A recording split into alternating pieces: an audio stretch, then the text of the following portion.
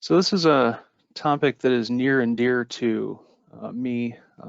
I am a person on the autism spectrum. I was diagnosed with the Asperger's subtype, and we'll talk about that a little bit here coming up in a slide or two. And this is the genesis of this is partly my personal experiences with in the workplace, both at the Weather Service and previous experience before joining the Weather Service. So there have been a number of interpersonal communication challenges that I've experienced, and I was kind of curious to see how common those interpersonal communication issues are in the workplace between people on the autism spectrum and people who are not on the autism spectrum. And so it was suggested to me by one of my colleagues, Justin Schultz, that maybe this would be a good topic to discuss. And so put this presentation together in hopes of trying to answer some of these questions. So what is autism? So autism is defined by the Diagnostic and Statistical Manual version 5 in 2013. They redefined things and grouped together 5 previously distinct but related disorders. So if you were in the pre-DSM-5 era, you had Asperger's syndrome, autism, Rett's disorder, the pervasive developmental disorder not otherwise specified, which is kind of an umbrella for, as it sounds in the name, it's an umbrella for anything that doesn't fit the other things. And then there's also this childhood disintegrative disorder, which was basically a mishmash of inabilities for children to relate to their parents, to relate to their peers, and so forth, but didn't explicitly fit some of the other issues. So when the Diagnostic and Statistic Manual 5th edition came out in 2013, all of these related disorders were grouped together under the umbrella of autism spectrum disorder. And that's where we are at this point. So what is autism? Well, autism in a broad stroke is expressed as a difficulty in communicating and interacting with others, whether that be peers or co-workers, parents, children, so on and so forth. So it's really that difficulty in communicating, but it takes on a very particular shape and appearance. It's often characterized, the autism portion is typically characterized by a language delay. And that usually becomes apparent in the 18-month to 4-year time frame is when that language delay becomes apparent. And if a child expresses the language delay component, oftentimes they would be diagnosed with the autism disorder underneath the broad umbrella spectrum. If they do not present with the language delay but have other types of communications difficulties as they grow and mature, then it typically would get characterized as the Asperger's disorder type of autism spectrum. People on the autism spectrum typically express restricted interests and repetitive behaviors. So you may know, or you may have heard in media, the examples of people who can relate to you great amounts of details about very specialized and oftentimes somewhat trivial topics. They may be able to recite lists of, what types of train locomotives different railroad companies had at particular times in their history.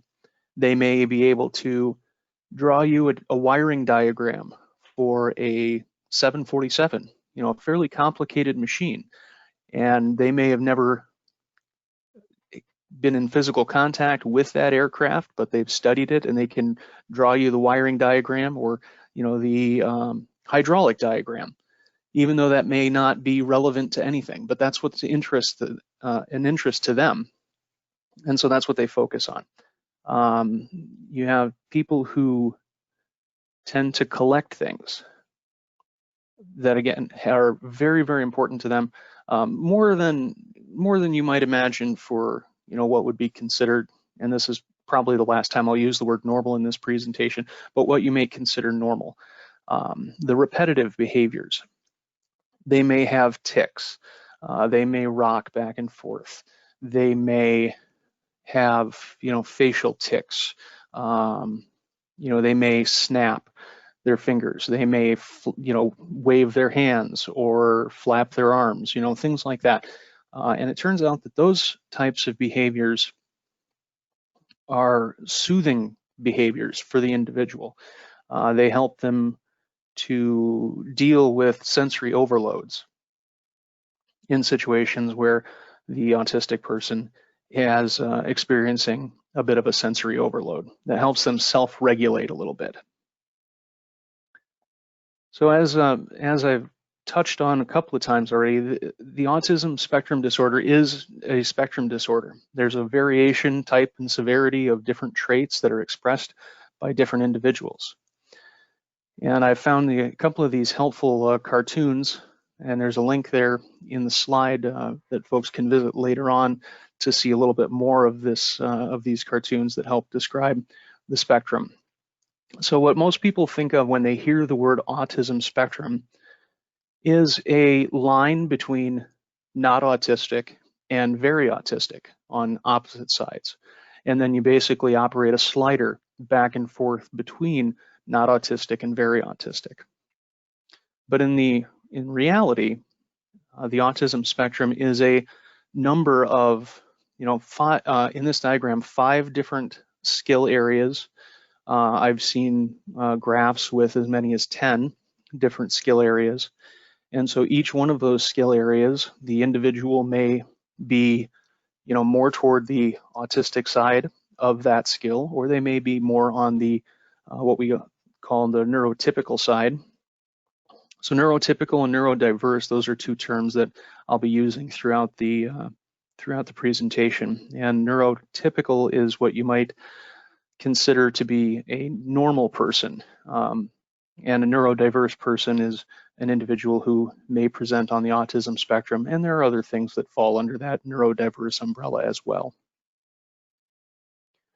So when we're talking about a person on the autism spectrum, they may have an expression of the autism that is, more expressed in their language and motor skills than the executive function, which is executive function is the ability to plan time, to execute, to schedule things and take care of tasks that need to be done, washing dishes, cooking meals, doing laundry, bathing.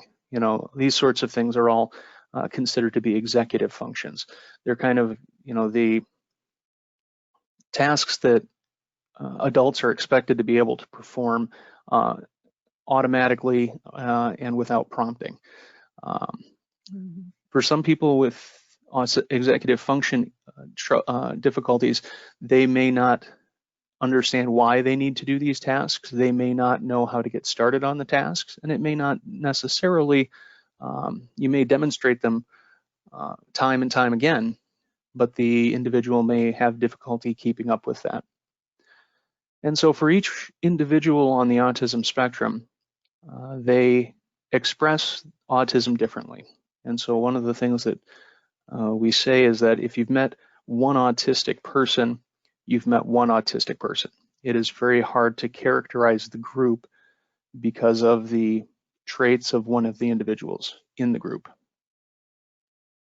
And this is basically what we're talking about there. So continuing on, it turns out that males tend to be diagnosed more frequently than females as being on the autism spectrum. And some of that comes down to the way that autism spectrum disorder is expressed between males and females. In males, especially with the the autism disorder, usually begins to be picked up in that 18-month to 4-year period. And it turns out that males tend to have that expression a little bit more often than females, and it's also a little bit easier to pick up if a female has that language delay. And so the ratio for the autistic disorder is around 4-to-1 between males and females. Asperger's doesn't have that language delay component, and a lot more of the expression of the disorder is in more subtle manners. The word selection, tone of voice, body language, eye contact, these sorts of more subtle cues. And for some reason, it seems that males have a more difficult time masking some of these traits than females do. And there's still ongoing research that's looking into why there is this difference. But at this point, all we know is that males tend to be diagnosed more frequently than females. Now, there was some research conducted back in 2011, 2012 over in England that looked at autism spectrum disorder diagnoses. Now, remember, that's before the DSM 5th edition came out, so these would have been the individual disorders. But they looked at them within family groups and looking at, more of a genetic relationship. And when you control for the family unit, looking at parents and children or siblings who are diagnosed with one of the disorders associated with autism spectrum, the ratio of the diagnoses drops to 3-to-2. So still slightly more males than females, but it's a lot closer relationship. You're almost at parity when you control for the family relationships instead of looking at individuals from different families. So it certainly appears that the expression of autism is probably pretty close to on par between males and females, even though you have this disparity in the diagnoses.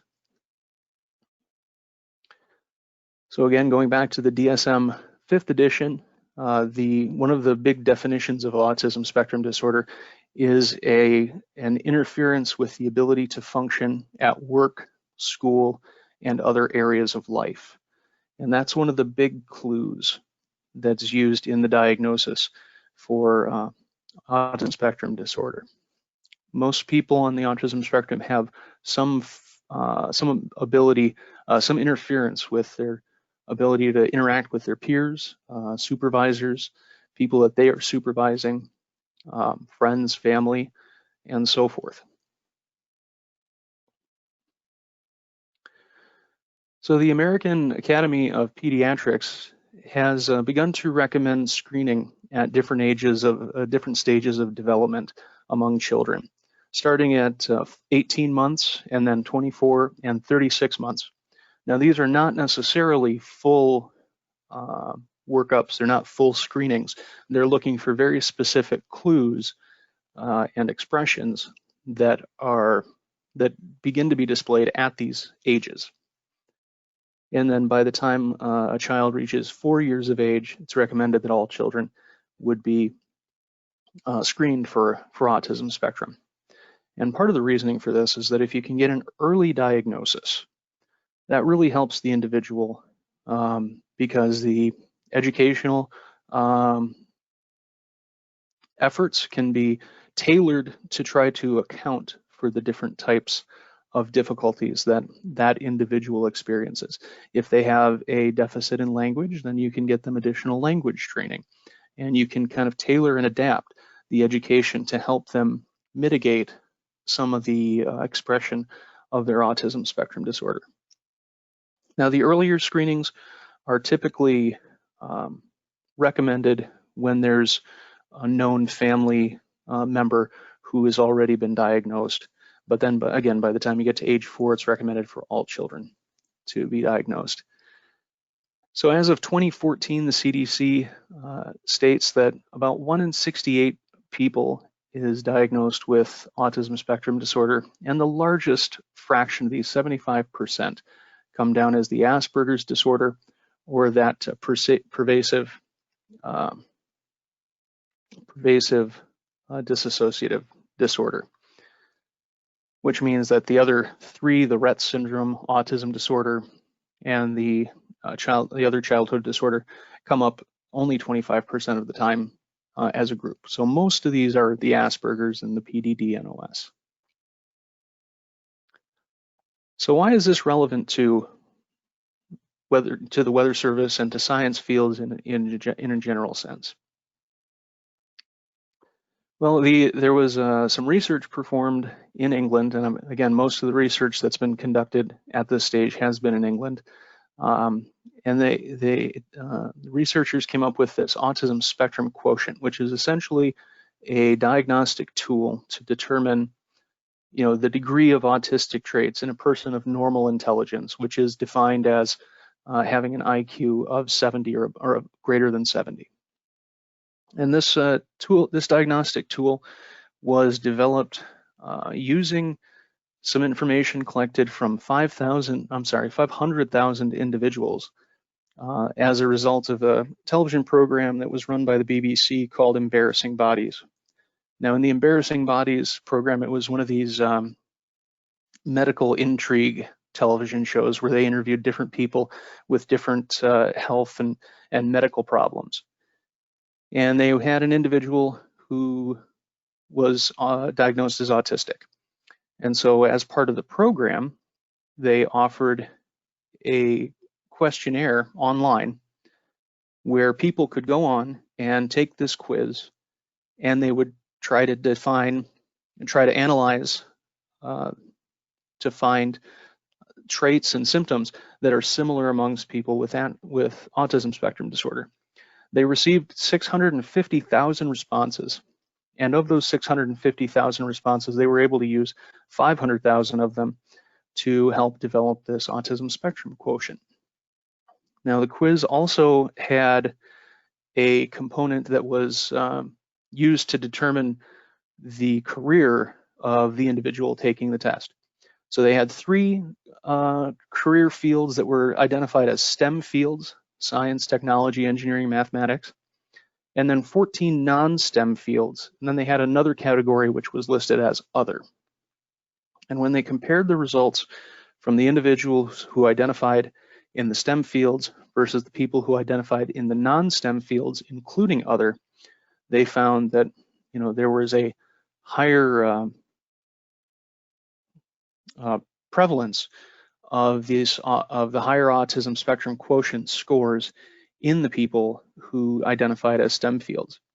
Now, the distinction was muddied a little bit because they had that other category.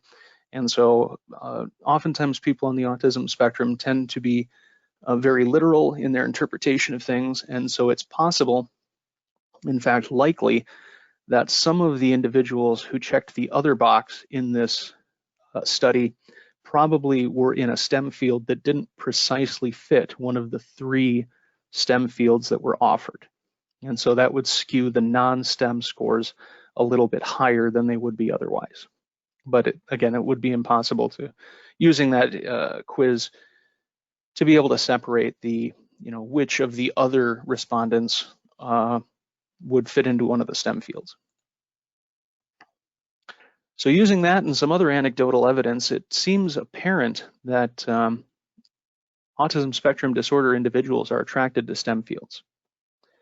And there's a very interesting story about the Apollo program where people went through, some researchers went back through and looked at the personality traits of the engineers and scientists who worked with the Apollo program and retroactively diagnosed, if you will, which individuals may or may not have been on the autism spectrum. And what they came up with was that there's a high probability that most of the people that worked on the Apollo moon program were autism spectrum disorder.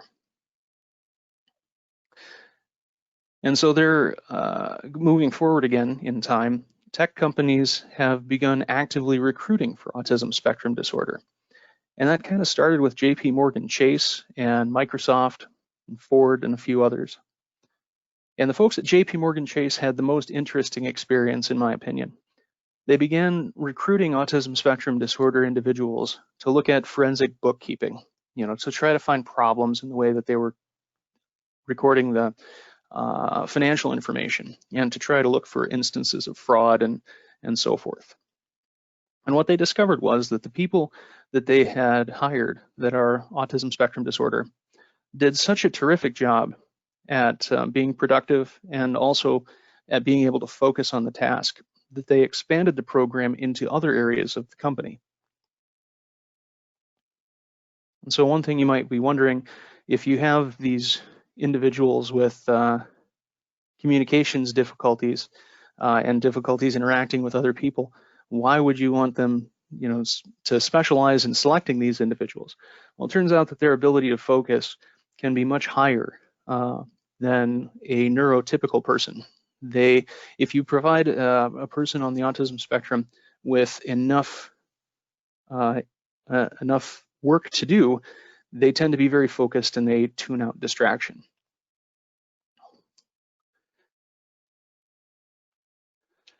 So here's a quote from James Mahoney, the executive director and head of the Autism at Work program at JP Chase.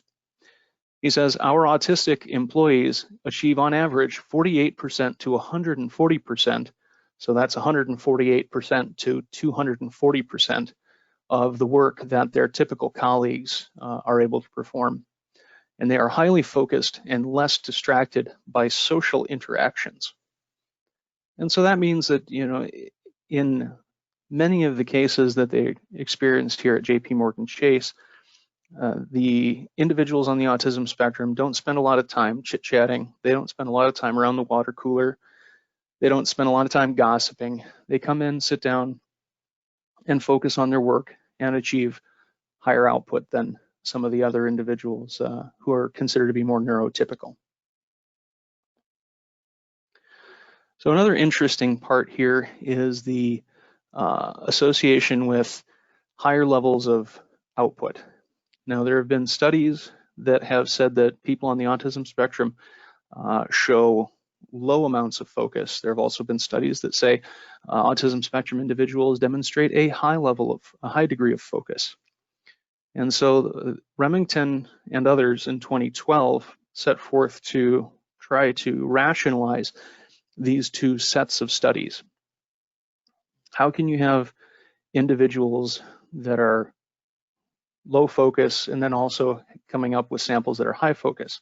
So they wanted to try to assess whether or not they were looking at two different groups that are displaying these traits of low focus and high focus. So they came up with a pretty clever test, and this is based on visual information. So they would sit the participants down at a computer screen, and initially the computer screen would be blank, and they would ask the participant to focus on a circular area of the screen, and that's where they were supposed to keep their eyes trained. And they would show several, when the test began, they would flip through several different screens of information. And within these screens of information, there would be several letters and characters shown on the screen. And the individuals were asked to determine whether an X or an M appeared within all the different characters on the screen. And they would flash that for a moment, and then they would show several screens that did not have an X or an M, and then there would be a blank screen. And they would ask them to say whether or not they saw an X or an M. There would also be another character which they described as a squiggle, and the squiggle would appear outside of the area of the screen that the participants were asked to focus on. And so the other part of the test was to answer whether or not the participants saw a squiggle in amongst the rest of the characters, even though that squiggle was appearing outside of the area they were asked to focus on. And what they were able to discover was that a neurotypical person and an autism spectrum person's responses tracked pretty much parallel to one another. The performance was not significantly different for low numbers of the distractor characters, which could be any other character in the alphabet that would be displayed on the screen.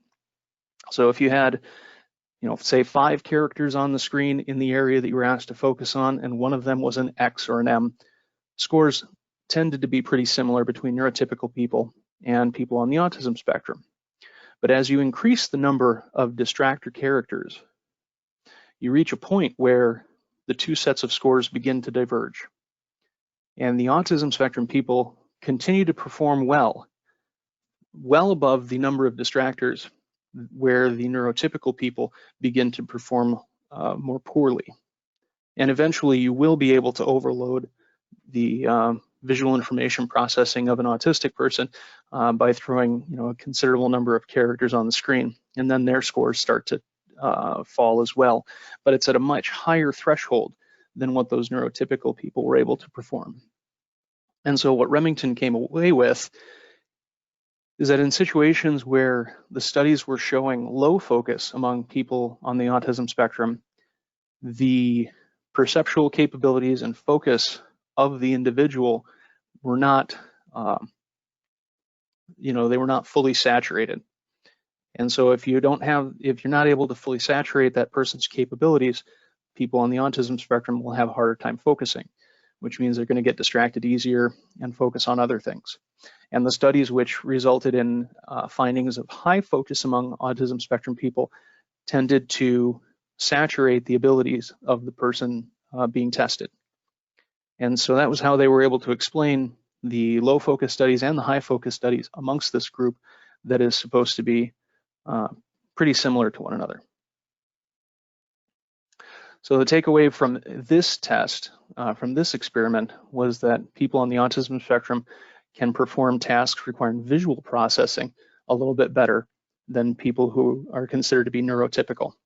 And that all depends on how those connections are made in the brain of the autism spectrum individual. For some people, there is that higher ability to understand visual information. For others, it may be auditory information or tactile information. It all depends on how the physical connections in the brain are wired for the individual to determine whether they perform better or worse on one set of tasks or another. So now we get a little bit more into the meat and potatoes, the autism and communication portion. So when we talk about autism spectrum disorder and communication difficulties, typically what we're discussing is this threshold between autism spectrum people and neurotypical people. So if we were all to sit and think for a moment about what it means to, what sorts of things go into effective communication.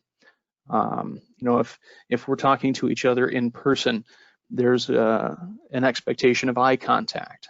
You hold your body in a particular way. You may turn your body toward the individual who's speaking. You may be still. Your body's not moving. There are things relating to tone of voice and other sorts of things that seem to be expected when you're paying attention to someone who's speaking. And it turns out that when you have the autism spectrum versus neurotypical people, the autism spectrum people tend to break some of these rules. A person with autism spectrum may close their eyes so that they can tune out that entire sensory input of visual information so that they can focus more on the auditory portion. I've heard it described and have experienced it myself that there seems to be a lot of noise in the sensory inputs that autism spectrum people experience. And it's possible that neurotypical people experience the same kind of noise, but they're able to dismiss it a lot easier. Whereas in an autism spectrum person, due to the way the connections in their brain work, they may have, they may be trying to focus on all of the different pieces of information coming in. So closing their eyes may help them hear better. It's also possible to, have issues with tactile sensation. And so a person may rock, or they may flap their arms or snap or do other things that try to tune out the tactile sensation they feel. And that may also help them to hear better. But from a neurotypical standpoint, all of these different behaviors are indicative of someone who's not paying attention. If you're paying attention to me, you're going to look me in the eye. You're not going to be moving your body around, and so forth. And so it creates this gap in shared intentionality where the Asperger's, or excuse me, the autism spectrum person and the neurotypical person may not understand what the purpose of the communication is. They may not understand that the communication is important to both people. And that can create an emotional response, especially in the neurotypical person, where they feel as though what they're saying is not important to the autism spectrum person, even though they may have the autism spectrum person's full attention at the time. And this can create a difficult interpersonal work environment, because if you don't have that shared intentionality, you don't have that emotional connection, it's very difficult to be able to interact. People can get a little bristly, they get a little bit irritable, and it can make the communication a little difficult. When you have this lack of shared intentionality, you can develop two-way misunderstandings where a person may try to communicate a piece of information, it gets misconstrued, especially when it comes down to intent. And this is especially true when going from the autism spectrum side to the neurotypical side. Neurotypical or autism spectrum people tend to be very direct. They tend to get right to the point. And that can come across as hostile, as insulting, as demeaning on the other side of the communication. And it interferes with the ability to develop this empathy, this gap in mutual understanding. And the empathy problem can develop on both sides of the communication, both on the neurotypical side and on the autism spectrum side. And so when you both are experiencing this problem, it makes the communication that much more difficult. So one of the interesting questions that Heisman and Gillespie in 2018 tried to investigate was this relationship between intersubjectivity, how people come together to create understanding. And they looked at specifically autism spectrum people. And the way they set up this study was they identified a group of teenagers who were all diagnosed with autism spectrum disorder. And they put them in a large room, a couple at a time, and they had some video games and some other things that were available, some other distractions that were available for the participants to engage with. And they focused on the people playing video games. And so there weren't any particular rules. People could come and go from the room as they wanted, but they focused on the people who were playing the video games. And they wanted to see whether the difficulties in communication experienced between the neurotypical and the Asperger or autism spectrum were present in autism spectrum to autism spectrum communication. And they looked at a couple of different things. Three of them were the coherence of conversation, the logical alignment. And so that was an example of that would be if I were to ask you a question and you were to answer that question, that would be a positive logical alignment or positive coherence. And if I were to ask you a question and then you ask me a completely different question, that would be a negative coherence score. And then if we were just both talking parallel to each other and not really engaging with each other, then that would go as a neutral coherence score. They also looked at affect, which is what they described as emotional harmony. So if I'm really agitated about something, I'm playing the video game and something negative happens in the video game and I'm really upset, does the person I'm talking to reflect that emotion as well? Or are they completely having a different set of emotions?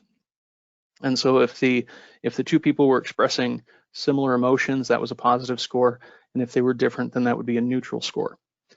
And then they were also looking at symmetry, which was the ability for the two parties to both be assertive and submit to the assertiveness of the other person. And it would, in a typical conversation, those go back and forth. They switch off between individuals over a period of time. And what they discovered was the autism spectrum people were able to have higher scores than might otherwise be expected. And part of this was that they weren't really relying on these emotional cues. So you could have two individuals who are playing the video game, and they could be having completely parallel conversations, not really interacting with each other at all. And then one of them may mention something that resonates with the other individual, and suddenly the two, the one conversation continues with both people participating, and the other conversation or stream of thought stops at that point. And so you develop a better logical coherence. And the two people could interact with each other and just both talk past each other, and neither one of them seemed to be upset by this, that they weren't really connecting. And then one would move off and do something else, and another participant would come in. And it really didn't affect their emotional state, whether or not they were being able to relate to the individual. They would just move on if they weren't able to connect, and their mood wouldn't really change. And so that seemed very different than the way that neurotypical people and people on the autism spectrum interact with each other. Autistic people tend to find it easier to relate to one another. They may have very different interest areas, but they can, they're both equally able to listen and to participate in one way or another, or they take turns describing, the things of interest to them. And again, it's partly because of this lower dependence on social protocol. The two people don't necessarily need to look at each other.